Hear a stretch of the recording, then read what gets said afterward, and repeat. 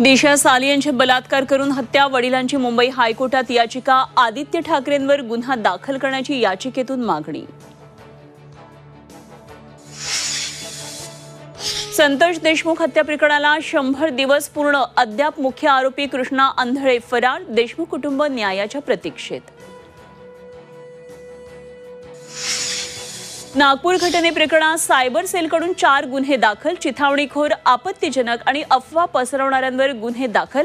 आतापर्यंत एकूण 10 गुन्हे दाखल तर 84 जणांना अटक. प्रशांत कोरटकरवर आणखी एक गुन्हा दाखल होण्याची शक्यता, कोरटकरनं पोलिसांना मोबाईल देताना फॉर्मॅट मारला, पुरावे नष्ट केल्याप्रकरणात गुन्हा दाखल होण्याची शक्यता.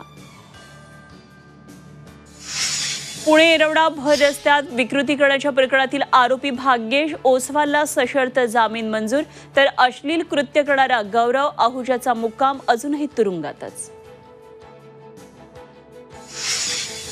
महिला अत्याचारात 2 वर्षात 93,000 गुन्हे दाखल, 18,000 मुली महिलांचं अपहरण तर विनयभंगाच्या 35,000 घटनांची नोंद.